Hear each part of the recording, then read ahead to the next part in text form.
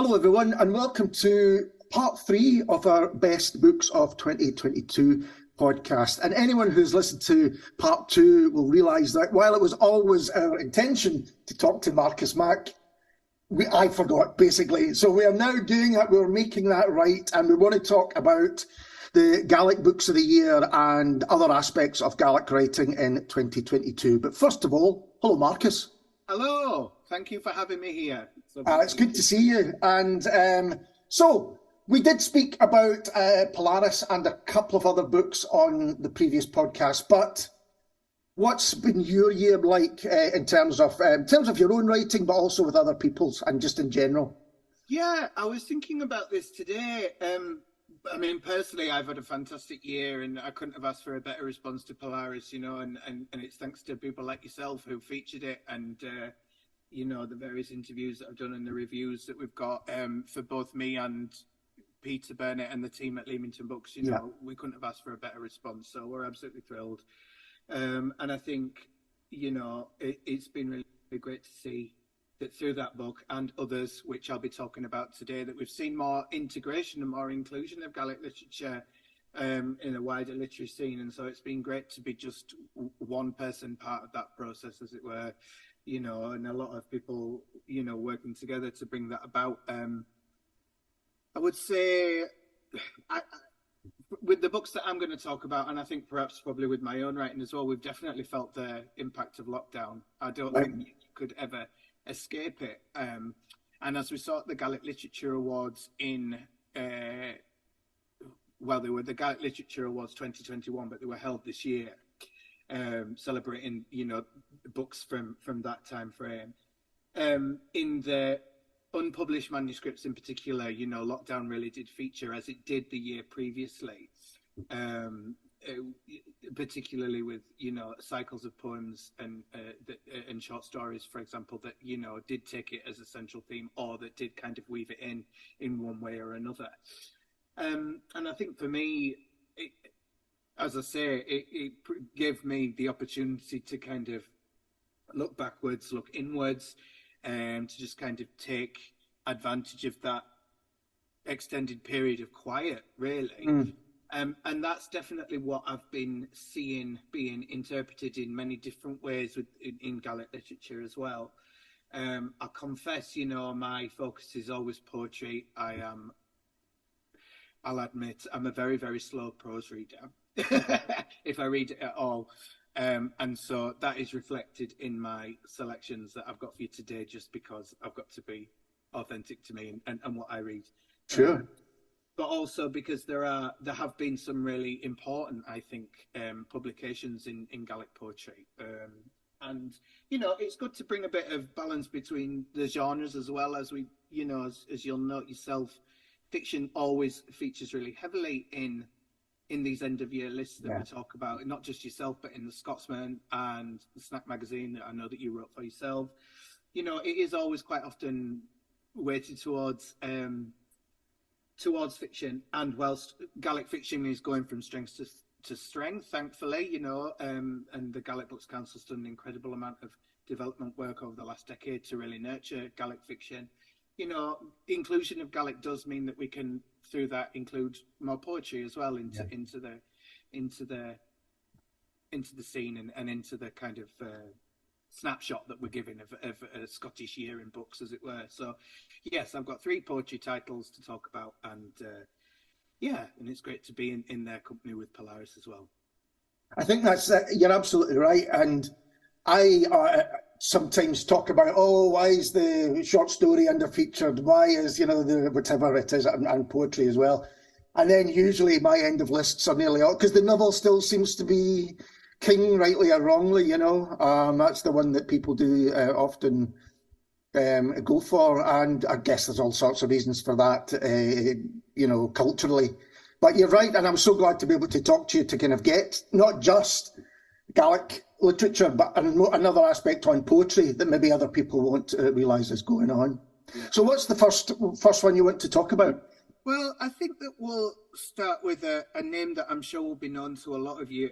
Roddy Gorman published with Clive Bootle, with Francis Bootle Limited, Lodok Illa, which is Final Call. It was titled in English.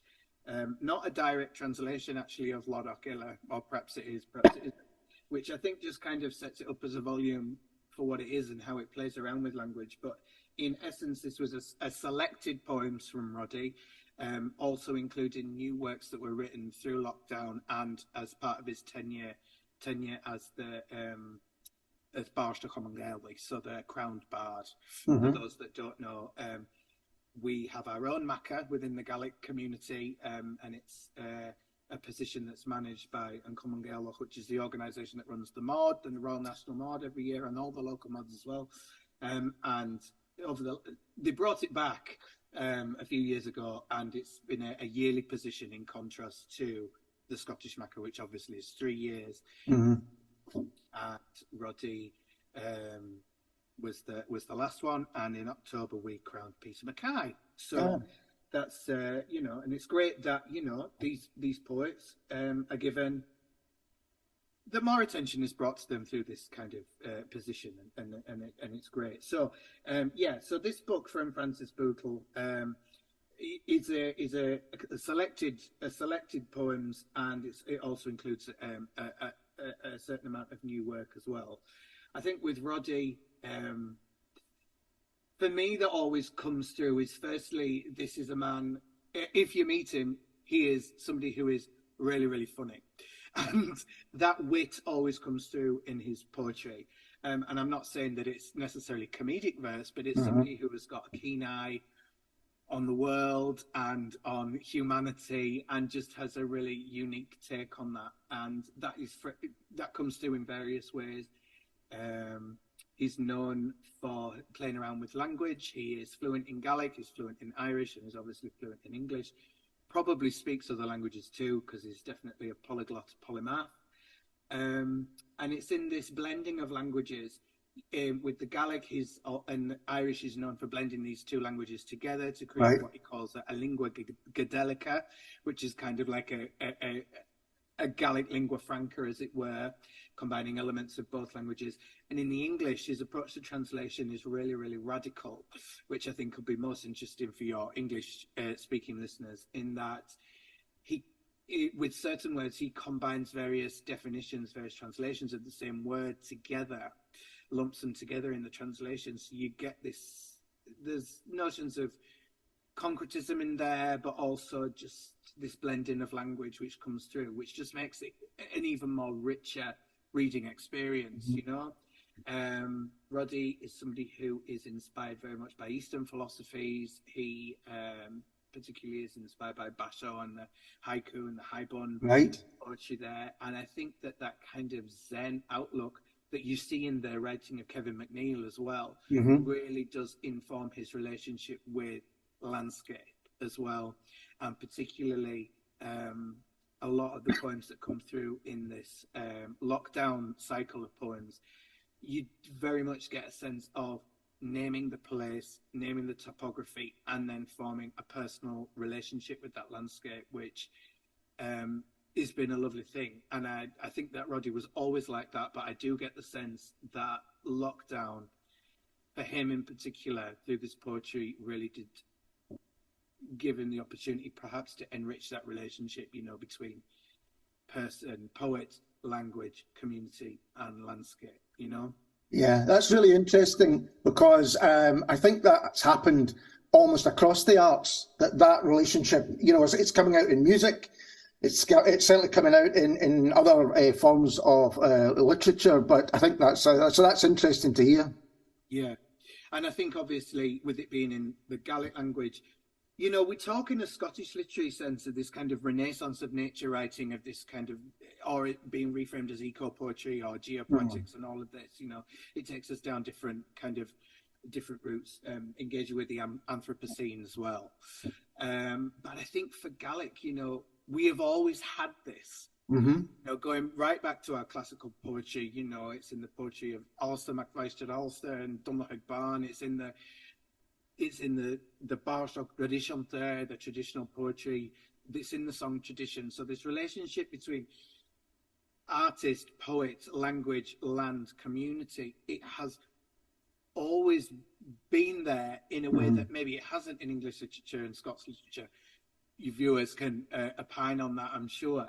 But for me, you know, in discussions of the growth of this, you know, genre within poetry, I would like to see Gaelic included, but you know, whether we can frame it exactly as a renaissance or purely as a continuum remains to be seen for me. Right, that sounds great. So what's the next one you wanted to talk about? So the next one is another anthology. It's another large collection, and that is Tuairneir Murray, Tuairneir Vorach's edited volume, a complete edited volume of the works of Murrayg MacFarlane, Murdo MacFarlane, Barged, Vialavost. And that came out with Achka earlier this year. I was really fortunate to be around at the time it was launched at the Mard. And this is, I think that this is a book that is going to have real impact on the community, and it's going to be accessible to people that love poetry. And from the literary side of things, it does come with translations of all the work as well, some of which, you know, translations that we haven't seen before, as well as being a compendium and a really useful volume for singers and musicians who want to engage with the work and reinterpreting the work, you know, in live performance and in recording as well, you know. And it really does,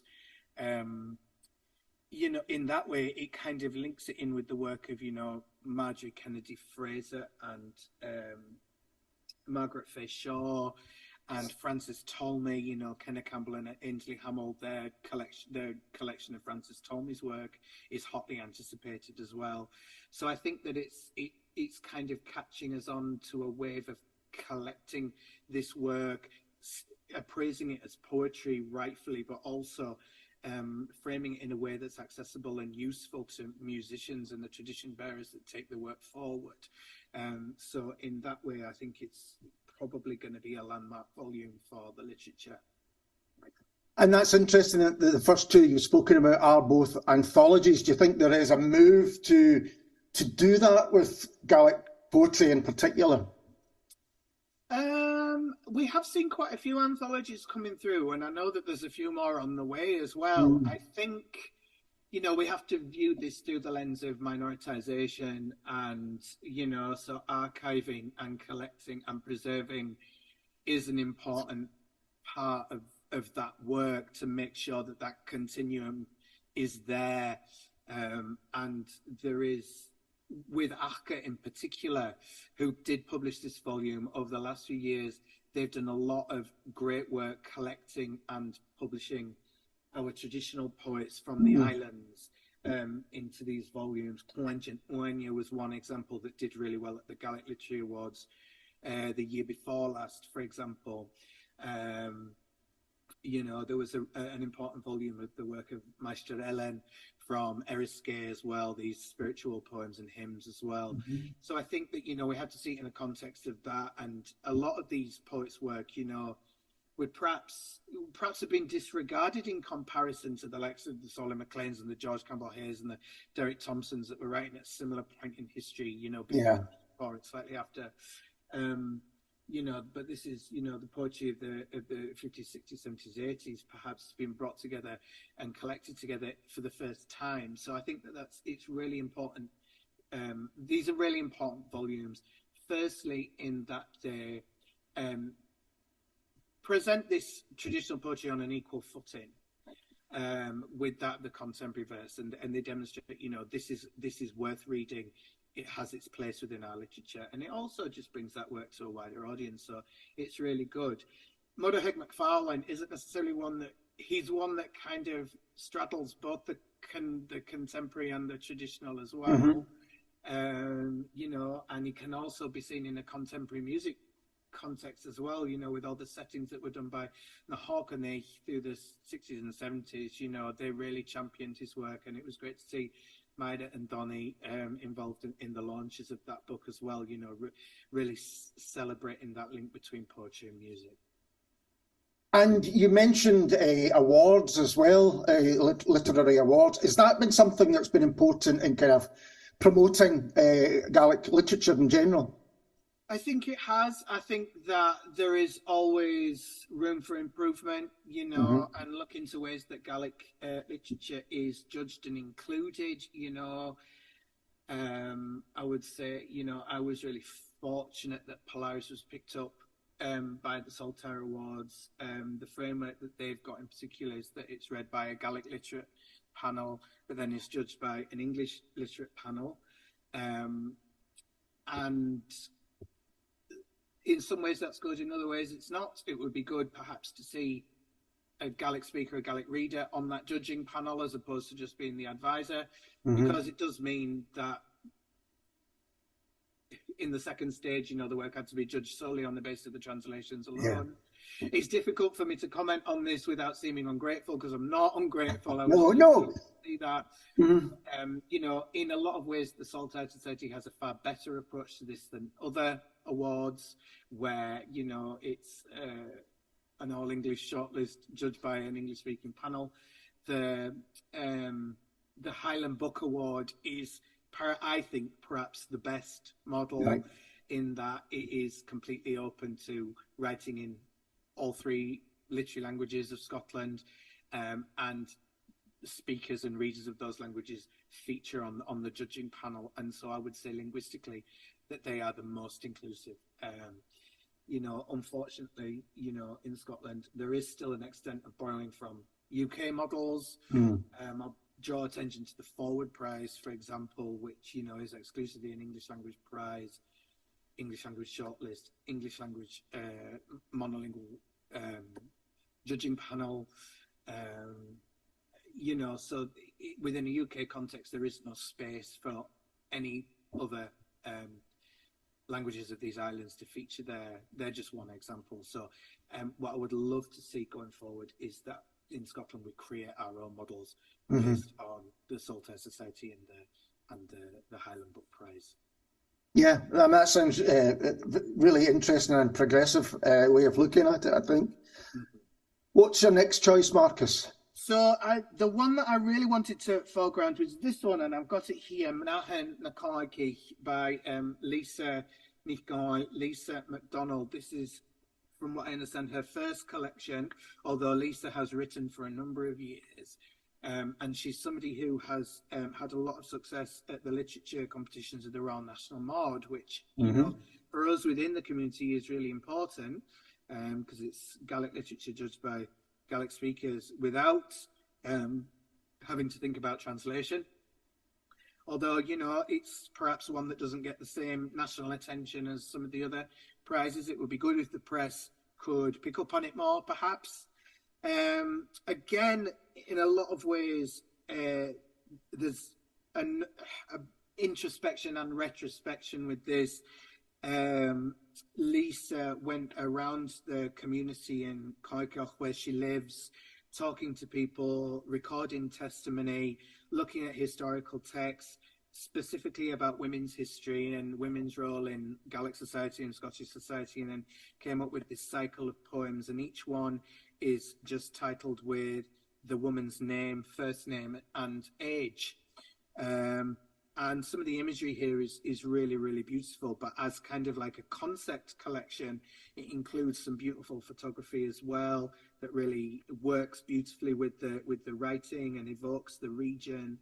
And there are nature plays heavily here. So again, like the poetry of Roger Gorman, there is celebrating that connection between women, poet, language, and community and landscape. So again, I could see Roddy's influence actually on this poetry. I don't know if Lisa would consider him to be an influence. I'd have to speak to her about that, but I definitely read that in this poetry, and it's just great to see another Gaelic poet being collected, in particular, a woman poet as well.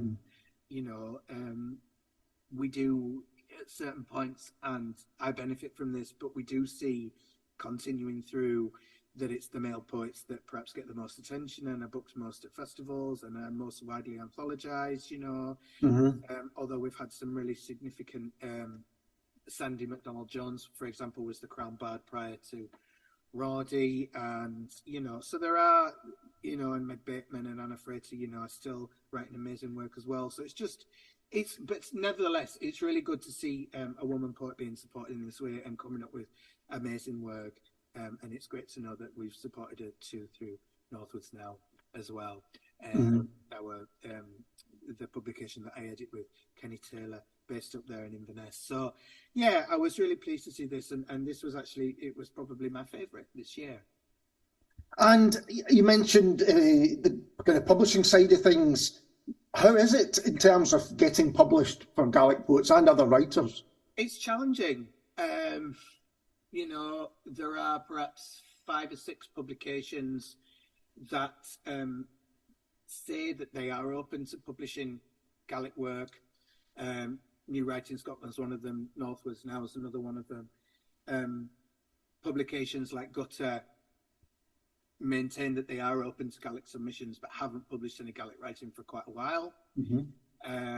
That's another example where perhaps Gaelic editorial could be enhanced with what they're doing. So it's a limited pool, and it remains to be seen whether the infrastructure we've got is enough to see emergence and those that are mid-career getting this work in print and in front of readerships before it goes on to be published or collected and published by, in volumes, in collections.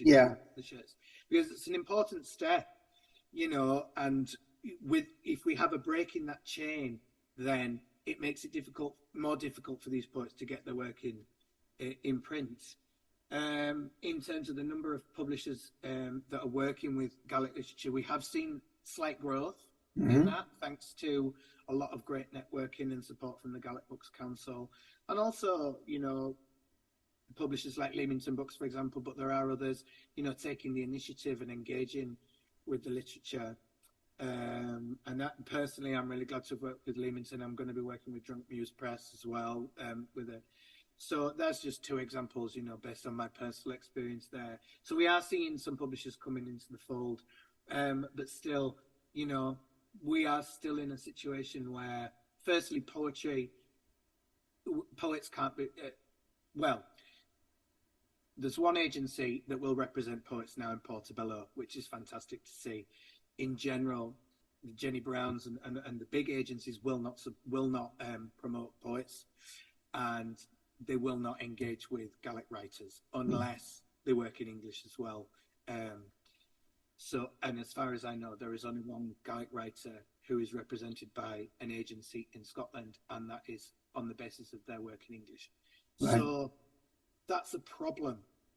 And that means that it is extremely challenging for Gaelic writers to get their work in print with the big publishing houses, Baylands, the Canongates, these national publishers, because the infrastructure is stacked against Gaelic writers in a very serious way. And I would really, really love to see Creative Scotland. They did a fantastic scheme that sought to engage writers with protected characteristics from protected groups, to engage them with literary agency. So that was great, to open the door to writers of colour, LGBT writers and that. It didn't include Gaelic. And for me, given what I've said, Gaelic is actually the demographic that really needs to break through into agency. So that's an issue. And as an aside, I did pitch an idea for an anthology of 21st century Gaelic verse to one of the big one of the big publishers who do work extensively with poetry. And the response was, this book isn't commercial enough, isn't marketable enough for us to work with it. So despite the fact that publisher could probably quite easily get financial support from the Gaelic Books Council. So that is a serious problem. And that does mean that anthologies such as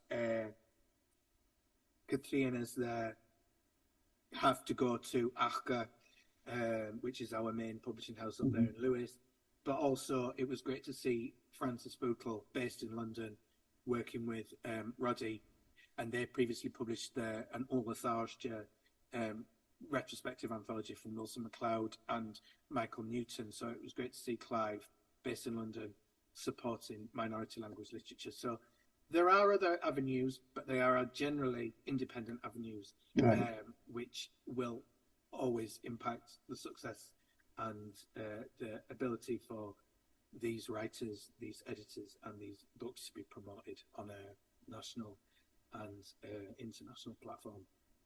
So there's some movement and improvement, but nowhere near enough as yet. A long way to go. Yeah, I would say so. But, you know, I remain positive, you know, and these small steps do, you know, they do accumulate, and we are getting there. There have been some sparks in the firmament, you know, there are some glimmers of hope for this. Well, I think personally that the critical reaction to Polaris was for me, it was a big step forward because people really did engage with it, you know, and it wasn't just, you had all the other languages involved, as we spoke about on a previous podcast. That, for some people, might seem overwhelming, but people really have engaged with it. Yeah, they have, and I think that it was the come all ye element of it, you know, that there's Yeah. a place for everybody, that meant that everybody, or a lot of people at least, could see themselves in, if not in the poetry, in the format, you know. Yeah. And it was something that we had kind of a notion of when we were pitching it and bringing it together, but it was something that only kind of became clear when it was in print and when we were getting those responses. You know, and thanks in particular to Stuart Kelly of The Scotsman, who reviewed it really well in the context of what was happening in English and Scots that year in Scottish poetry. That was a really significant thing for us, and you know, everybody who is engaging with it, whether it's in smaller press, you know, smaller newspapers, or online, or even in the Amazon reviews, you know, or on Goodreads, you know, it's really appreciated. So thank you. And what are you looking forward to in the coming year? Is there anything that's got you excited, or even that you're doing yourself? So at the moment, I am writing, but it's all applications and funded applications at the moment, and pitches. I have got an idea for a follow-up to Polaris, which will probably be realistically will be a 2-year project all in. But that's I'm really looking forward to getting my teeth into that. As you'll know, and as those listening might know, I'm involved in film poetry a lot. So the next step for the poems there is to kind of reinvent selected ones as film poems. And so I'm hoping that I'll get some institutional support from that. If I don't, I'll just get on with it anyway. I did want to take the album Spectrum on tour, but one of the funding applications there wasn't successful. So we're just looking to ways that we can hopefully bring that around, and not being defeated and just getting on with it. Good man, fantastic. Marcus, thank you so much for taking the time to talk to me. I'm really glad that we managed to do this. No, thank you for having me, and thank you for including Gaelic literature. It means an awful lot to us. And we'll be back soon with, I think, the best music of 2022. So I'll see you then.